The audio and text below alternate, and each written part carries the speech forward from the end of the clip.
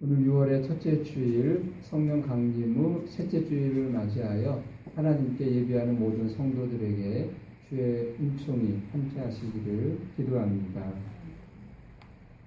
누가복음 7장 11절에서 17절의 말씀, 오늘 본문의 이야기는 예수님이 나인이라는 마을에 들어가시는 중에 일어난 사건입니다. 제자들과 많은 사람들이 예수님을 뒤따랐습니다. 예수님의 일행이 마을 입구에 이르렀을 때에 마치 마을에서 나오는 장례 행렬을 만났습니다. 그 장면이 상상이 되시죠? 예수님의 일행은 나인이라는 마을로 들어가시는 중이고, 또 그 장례 행렬은 이제 그 마을을 이제 나가기 위해서 나오고 있는데 서로 이렇게 마주쳤습니다. 이런 장례 행렬은 흔한 모습인데요. 그러나 오늘 본문의 장례 행렬은 조금은 특별합니다. 이 죽은 자가 누구인가? 젊은이였어요. 그것도 과부의 외아들이었습니다. 고대 사회에서 과부로 산다는 것은 정말로 끔찍한 일이죠. 그래서 구약 성경에도 고아와 과부를 도와주어라, 돌보라, 그런 말씀이 자주 나오거든요. 본인 혼자서 살아가기가, 생존하기가 그만큼 어려우니까 이웃들이 도와주어야 한다는 그런 뜻입니다. 이 여자는 아들에게 희망을 걸고 자신의 삶을 버텨갔습니다. 그 아들이 죽었습니다. 유일한 희망이 사라졌습니다. 이것으로 자기의 삶은 끝났다라고 아마 생각했는지도 모릅니다. 남편을 잃고 외아들에게 희망을 걸고 살던 이 여자가 아들을 잃었으니 이것보다 더 비극적인 삶은 없겠지요. 오늘 본문에는 이 여자의 심리 상태, 마음의 상태가 어떤지에 대한 자세한 설명이 없고 단지 사실 보도로 끝나고 있지만, 우리는 이 과부와 그리고 이 과부를 뒤따르고 있는, 함께하고 있는 이 장례에 참여하는 이 사람들의 마음이 어떤지를 우리도 충분히 이해할 수 있습니다. 그 어떤 말로도 위로가 되지 않는 그 절망과 슬픔, 마치 장마철의 먹구름처럼 절망과 슬픔이 이 과부와 그리고 이 과부와 함께하고 있는 이 사람들을 뒤덮고 있습니다. 예수님은 아들의 상해를 뒤따르고 있는 이 과부를 보시고 측은하게 여겼다, 불쌍하게 여겼다, 그렇게 성경은 보도하고 있죠. 그러면서 하시는 말씀이 이 과부에게 그렇게 말씀하십니다. 울지 말라 말씀하십니다. 근데 이 울지 말라는 이 말씀이 어떻게 보면 참 이 상황에 맞지 않는 말씀처럼 여겨지지 않습니까? 사람은 슬프면, 절망 가운데 있으면 어떻게 해야 되는 것이 맞습니까? 울고 통곡해야 합니다. 더구나 이 여자의 슬픔은 어떤 슬픔입니까? 보통 슬픔이 아니죠. 자식을 가슴에 묻어야 되는 그런 슬픔, 참척이라고 하죠. 참혹한 고통이라는 뜻입니다. 자식을 먼저 보내는 것을 참척이라고 합니다. 더구나 이 여자는 남편을 이미 잃었어요. 이제는 그 하나밖에 없는 아들마저 이렇게 되었습니다. 이런 상황을 버텨낼 수 있는 일은 통곡밖에 달리 할 일이 없는 것입니다. 그러나 울지 말라는 예수님의 이 말씀은 극한 슬픔에 빠진 이 한 여자를 향한 의례적이고 형식적인 그런 위로의 말이 아닙니다. 본문은 예수님이 이 여자를 보고 불쌍히 여겼다고 보도하고 있습니다. 앞으로 당신 자신이 십자가 처형에 당하게 될 때 영혼이 무너져 내렸을 그 어머니 마리아를 미리 예상했는지도 모르겠습니다.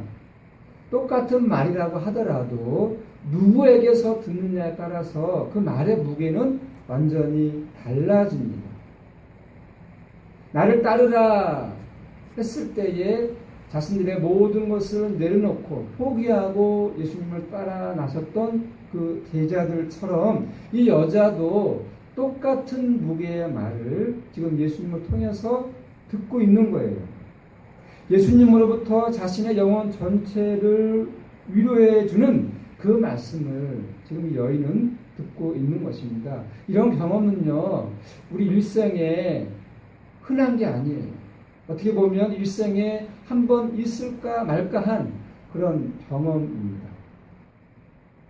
외아들의 상의를 뒤따르던 이 과부의 모습은요, 남의 이야기가 아니라 바로 우리 모두의 이야기입니다. 실제로 이런 삶에 떨어진 사람들이 적지 않습니다. 생존의 토대를 잃은 사람들.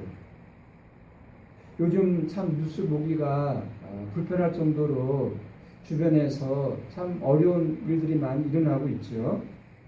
남녀 공용 화장실에 들어갔다가 또 생명 부지의 남자에게 살해당한 그 20대 젊은 여성, 그리고 서울 지하철 그 스크린 도어를 수리하다가 참사를 당한 19세 청년, 지하철 공사 현장에서 폭발 사고로 숨진 노동자들, 한편에서는 정관 예우로 한 건당 수십억 원의 그 수임료를 받는 변호사들이 있는가 하면, 다른 한편에서는 돈이 없어서 일생 생리대를 구입하지 못하는 소녀들 등등, 참 일일이 입에 담기도 힘들 정도로 우리 주변에서는 이런 이야기들이, 이런 일들이 벌어지고 있습니다. 남의 이야기가 아니죠. 바로 우리의 이야기입니다. 2년 전 세월호 유가족들의 그 심정이 바로 오늘 본문에 나오는 과부의 심정은 아닐까요? 저는 이런 불행한 일을 당한 사람만이 아니라 행복한 모든 조건을 갖추고 있는 사람들도 근본적으로는 오늘 본문에 나오는 과부와 다르지 않다고 생각합니다. 괜찮게 지금 살아가고 있는 사람들도 언젠가는 그들이 소중하게 생각하는 사람들, 그리고 재물들, 그 모든 것들을 다 잃게 되기 때문입니다. 단지 시간의 차이만 있을 뿐이에요. 우리의 삶은 모두 상실의 과정입니다. 누구나가 다 마찬가지예요. 이런 사실을 미처 깨닫지 못하는 사람들도 있고 일부러 피하는 사람들도 있습니다. 본인이 상해의 뒤를 따르고 있다는 사실을, 그리고 자기도 곧 상해에 몸을 싣게 될 것이라는 사실을 외면한 채 그냥 행복한 것처럼 포즈를 취할 뿐입니다. 주변 사람들은 그런 것에 속아서 살기도 하고 그런 삶을 흉내내기 위해서 애를 많이 씁니다. 그런 행복한 삶의 조건도 무의미하다는 사실을 나중에 또는 너무 늦게 깨닫습니다. 본문에 나오는 과부가 겪고 있는 이 참척의 고통은 운이 나쁜 사람들에게나 일어나는 일들이지 운이 좋은 사람들에게는 일어나지 않는다. 그런 생각은 착각입니다.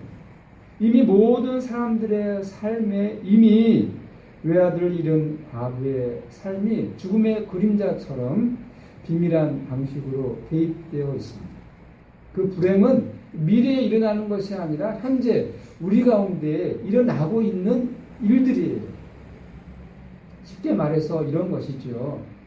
가장 즐겁고 행복한 순간을 한번 기억해 보십시오. 어떤 순간들입니까?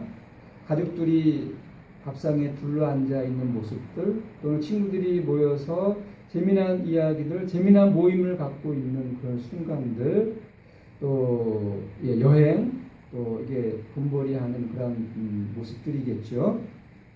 자기가 좋아하는 가수의 어떤 라이브 공연장에 갔거나 또 영화관에 갔다고 한번 생각해 보십시오. 그 즐거운 순간들, 그때는 모든 것들을 다 잊겠지만 그 순간들이 지나가면 나는 혼자라고 하는 사실을 아마 보게 될 것입니다. 좀 더 예민한 사람들은 그런 즐거운 시간들을 보내고 있는 그 순간에도 이미 자기가 상해를 따라가는 과부처럼 절대 고독에서 벗어날 수 없다는 사실을 아마 느낄 것입니다. 동창들이나 또 이런저런 모임에 나가서 같이 있을 때는 겉으로 보면 떠들고 웃고 있지만은, 그러나 속으로는 우리 모두는 다 어떻게 보면 다 울고 있는 그런 사람들입니다. 그래서 사도 바울도 로마서에서 그렇게 고백하지 않습니까? 이게 피조물의 모습이기 때문에, 인간의 실존이기 때문에 탄식하지 않을 수 없다. 그렇게 고백합니다. 예수님은 자신의 유일한 희망이었던 아들의 상해를 뒤따르고 있는 이 과부를 향해서 울지 말라 말씀하세요. 십자가에서 죽었으나 죽은 자로부터 살아난 자만이 우리를 근원에서 치유할 수 있습니다. 예수님만이 궁극적인 의미에서 울지 말라 말씀할 수 있는 분이에요. 이런 말을 예수 잘 믿으라 그렇게 단순하게만 듣지 마시기 바랍니다. 십자가의 죽음은 하나님으로부터 버림받은 것으로 여길 수밖에 없는 그런 절망이고 그런 절대 고독의 끝자락이에요. 그것을 경험했던 예수님과 우리가 하나가 될 수 있다면 예수님이 지금 과부를 향하여 말씀하시는 이 울지 말라는 이 말씀의 능력을 아마 이해할 수 있을 것입니다. 공감할 수 있을 거예요. 경험할 수 있을 것입니다. 이 십자가의 예수님과 우리가 하나 될 수 있다면, 부활의 예수님과 우리가 하나 될 수 있다면 울지 말라는 이 말씀의 능력을 우리는 경험하게 될 것입니다. 엄밀한 의미에서 우리는 이미 예수 그리스도와 하나가 되었지요. 예수 안에서 죽고 예수 안에서 우리는 거듭난 그런 사람들입니다. 그 의미를 담아서 성경은 우리의 정체성에 대하여 분명하게 말씀하십니다. 너희는 이미 하늘에 앉힌 자들이다. 너희는 이미 하나님의 아들들이다. 즉 예수가 내 안에, 우리가 예수 안에 있는, 그러므로 우리는 예수와 하나 되었다라고 하는 그런 존재들이므로 우리는 예수님의 이 울지 말라는 이 말씀을 믿음으로 받아들일 수 있습니다.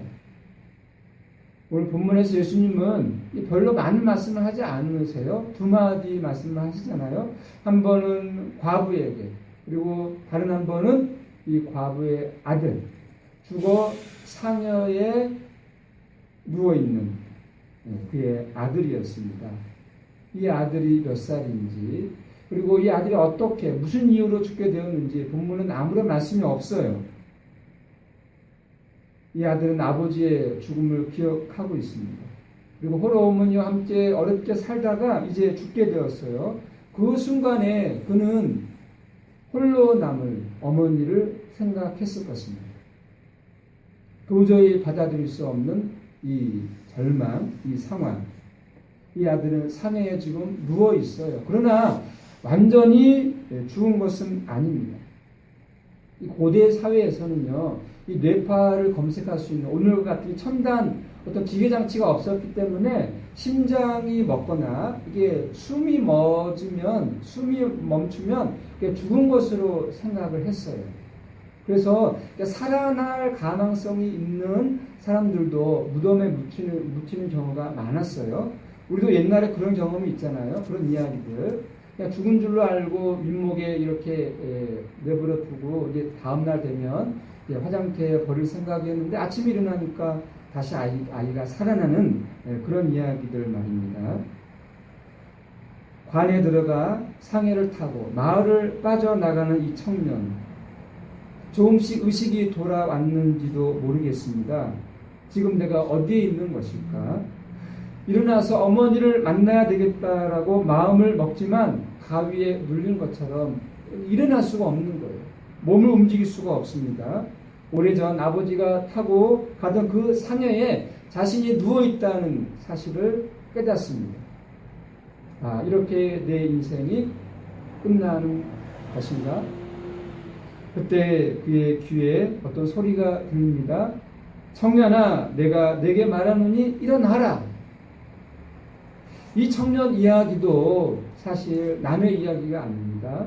이 과부의 아들의 이야기만이 아니라 오늘 바로 우리의 이야기입니다. 겉으로 보면 우리가 지금 살아있는 것 같아요. 생생하게 살아있는 것 같습니다. 할 일도 많고 재미난 일도 너무나 많아요.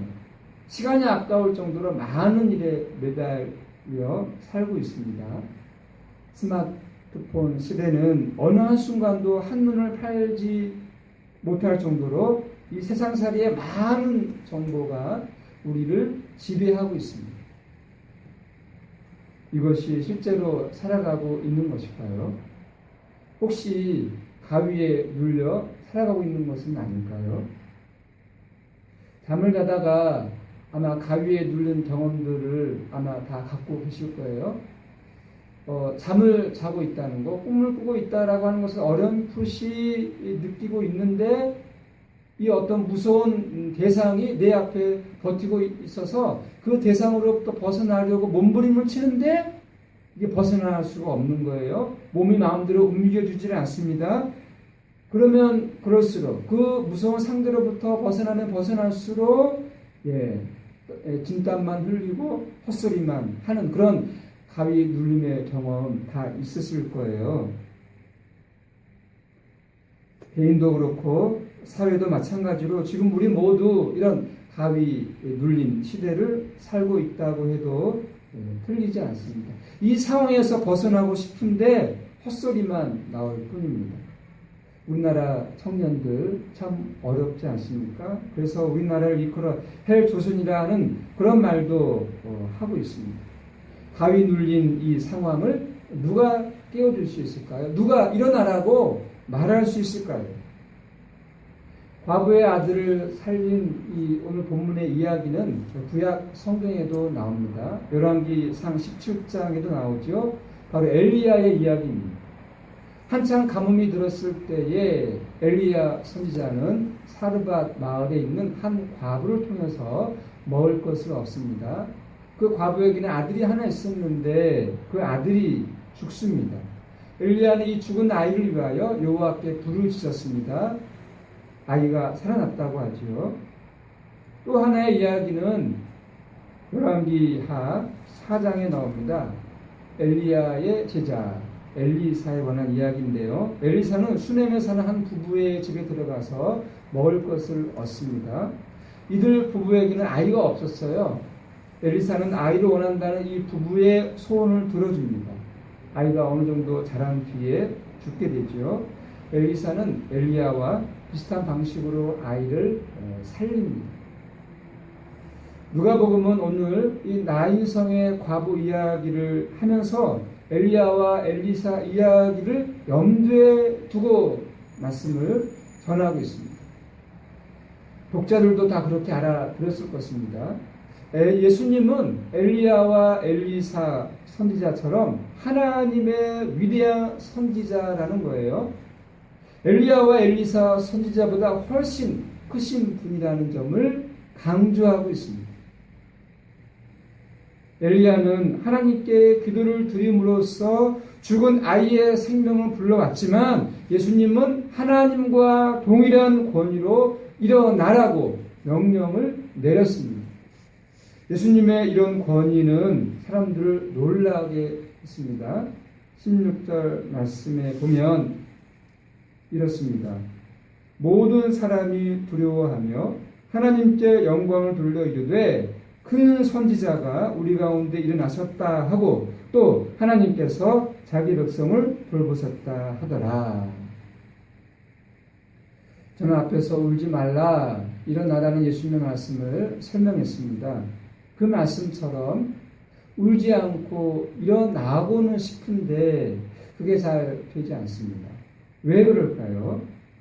바로 위에서 인용한 16절의 말씀에 대한 경험이 우리 가운데는 없다는 데 있습니다. 두려움, 영광, 선지자의 오심, 하나님의 돌보심이라는 그런 경험 말입니다.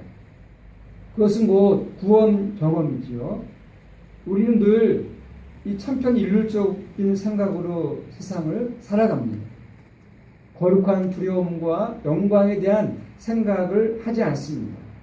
기껏해야 다른 사람보다 좀 더 나은 생활 조건을 얻는 것에만 마음을 쏟고 살아갑니다. 그것을 얻어도 별로 달라질 것이 없다는 것을 반복해서 경험함에도 불구하고 거기에만 매달려 살아갑니다. 기독교인들도 다르지 않습니다. 예수 믿고 그 사람 복 받았대 거기에만 민감하지요. 예수 그리스도를 통해서 두려움과 영광을 경험한 사람만이 울지 말라와 일어나라는 예수님의 말씀을 영혼의 깊이에서 경험할 수 있습니다. 거꾸로 말하면 울지 말라와 일어나라는 이 말씀을 영혼의 깊이에서 받아들일 수 있는 사람은 이미 예수 그리스도를 통해서 거룩한 두려움과 영광을 경험한 사람이겠죠. 예수님을 경험한다는 것은, 예수님을 믿는다는 것은 근본적으로 하나님 경험이 무엇이냐 하는 질문과 연결되어 있어요. 그것은 곧 구원 경험입니다. 구원 경험은 곧 해방 경험이에요.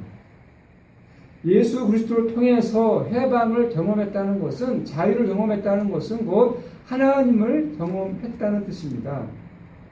그것을 압축적으로 표현하면 죄와 죽음으로부터의 해방입니다. 죄로부터의 해방은 곧 자기 성취에 대한 강요로부터 자유로워진다는 것이고요. 죽음으로부터의 해방은 자기 소멸에 대한, 자기 죽음에 대한 두려움으로부터 자유로워진다는 것입니다. 우리의 삶이 파괴되는 원인은 죄와 죽음, 그것입니다. 우리는 끊임없이 자기를 성취해야 된다는, 자기를 확대해야 된다는, 성공해야 된다는 그 강요와 유혹으로 인해서 자기의 삶을 파괴할 뿐만이 아니라 다른 사람의 삶도 파괴합니다. 죄가 우리를 탐욕스럽게 만들기 때문이죠. 우리의 삶은, 이 21세기 이 자본주의의 삶은 아무리 화려하게 보여도 실제로는 우리 인간을 탐욕스럽게 합니다. 이웃만을 최고의 가치로 여기는 기업은 둘째치고 대학 사회가, 진리를 탐구하는 대학 사회가 규업화되는 것이 바로 전형적인 예가 되겠죠. 이런 세상의 구주에 우리가 깊이 빠져들면 빠져들수록 우리의 삶은 해방, 자유가 아니라 억압과 심판으로 얼룩지게 됩니다. 초기 기독교인들은 예수님을 통해서 죄와 죽음으로부터 해방을 경험했어요. 그래서 그들은 예수를 하나님의 아들이라고 과감하게 선포할 수 있었고요. 큰 선지자가 우리 가운데 일어나셨다, 하나님께서 우리를 돌보셨다, 그렇게 증언할 수 있었습니다. 교회는요, 단순히 종교 침묵을 위한 단체가 아니라 구원 공동체입니다. 예수 그리스도를 통해서 구원에 참여하는 것을 목표로 합니다. 우리 영혼의 깊은 곳에서 울지 말라는 이 예수님의 말씀을 듣고 있습니까? 그래서 궁극적인 위로를 갖고 있습니까? 가위 눌림과 비슷한 이 세상살이에서 일어나라는 예수님의 말씀을 듣고 있으신지요? 그래서 매 순간 우리의 삶을 풍요롭게 자유와 해방 가운데서 살고 있으신지요? 그것을 리얼하게 실제적으로 우리가 경험하고 있으신지요? 우리가 예수 믿는다라고 하는 것은 다른 것이 아니라 그런 자유와 해방을 우리가 우리의 실제 삶에서 경험하는 것을 의미합니다. 이 자리에 있는 우리 모두는 마음으로는 예수 그리스도를 통해서 그런 자유와 해방을 경험하고 싶어 하실 것입니다. 그런 마음들이 다 간절할 것이에요. 오늘 본문에 나오는 이 과부를 향하여, 이 아들을 향하여 울지 말라, 일어나라는 이 예수님의 말씀을 듣고 싶어 할 것입니다. 그런데 그게 잘 되지를 않잖아요. 다른 길이 없습니다. 이 경험은 우리의 능력으로는 불가능한 거예요. 그래서 초기독교인들은 성령이여 우리 가운데 오시옵소서, 그 성령의 능력이 아니고서는 그 신앙의 세계로, 그 해방과 자유와 그 기쁨의 세계로 들어가는 일이 어렵기 때문에 성령이여 오시옵소서 그렇게 기도했습니다. 왜냐하면 그 능력은 우리 안에 있는 것이 아니라 성령 하나님에게 있기 때문입니다. 우리를 진리와 생명과 구원으로 인도하시는 그 성령에 우리의 영혼을, 우리의 삶을 맡길 수밖에 없는 거죠. 그 성령의 인도하심을 우리는 기다릴 수밖에 없는 것입니다. 우리 모두는 그 성령에 민감한 사람들이 되어야 합니다. 그럴 때 오늘 이 본문의 말씀처럼 예수님의 말씀을 우리도 듣게 될 것입니다. 울지 말라, 일어나라. 예수님의 말씀이 우리에게 들려지기를 간절히 기도합니다. 기도하겠습니다. 하나님, 오늘 누가복음이 전하는 예수님의 말씀을 듣습니다. 과부에게 울지 말라고 말씀하시며 청년에게 일어나라 말씀하시는 주님, 우리 또한 과부와 같으며 우리 또한 청년과 같습니다. 그러므로 우리가 들어야 할 말씀은 울지 말라, 일어나라는 주님의 말씀입니다. 그 말씀 앞에서 우리는 두려움과 떨림으로 하나님께 영광을 돌립니다. 오늘 본문의 말씀이 우리의 삶에서도 그대로 이루어지기를 소망합니다. 그리하여 두려움 가운데서, 영광 가운데서 하나님을 찬양하며 우리 주 예수 그리스도를 선포하며 나아가는 우리의 삶이 되기를 간절히 기도드립니다. 주여, 우리의 기도에 응답하여 주옵소서. 예수님의 이름으로 기도드립니다. 아멘.